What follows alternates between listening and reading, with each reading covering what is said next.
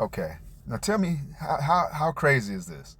If you have a $300 billion, upwards of $300 billion deal set up with somebody, a country, to have them send their specialists over to train, knowing that they can't acquire long-term visas, so they're going to use short-term visas until they can get the long-term visas, or until you set up a program that helps them get the long-term visas to come to your country to help you train your employees to do the job that you promised that your country people that you would set up for them. But when the workers get here, your followers are so gung-ho over your message about immigration that they see people working who don't look American or don't look like them. And so they call ICE on the same people who you asked to come over and set up the warehouses so that you could put jobs into the cities of United States citizens. But then ICE arrests the people that you're doing the $300 billion deal with, making them look bad and embarrassing them and making us look foolish. And then they send a plane because they're so upset, but they're very polite and they're very political about what they say.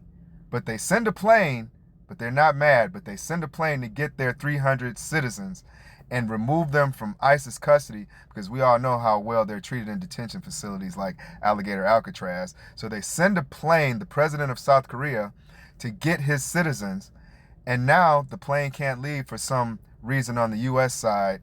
Simultaneously, coincidentally, that person asked the same citizens to stay. Oh, you know what? I'm sorry, my bad. We messed up. But you know what? You can stay. And you know what they said? Hell nah. To the nah. Then people gone. Then people trying to get on that plane and go back home. And even though he was super polite about it and diplomatic, he said he apologized, and I don't know, he might not apologize, but he definitely said he regrets what happened. Let me get my people up out of here from your inhumane detention facilities. And we may or may not come back, and we may or may not continue to invest in U.S. manufacturing and U.S. business. But according to the president, relations with South Korea after this incident are fine. After those ICE raids, there's nothing. But what really makes it even worse is the border czar says that he didn't know the operation was going to happen. The president didn't know the operation was going to happen. So basically, ICE is operating unchecked, unsupervised. They're not clearing anything with the president or with the border czar. So who are they clearing things with?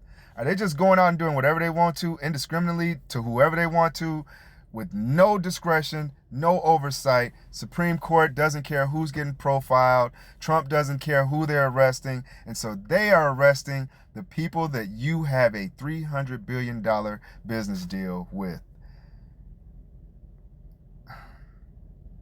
We look incompetent.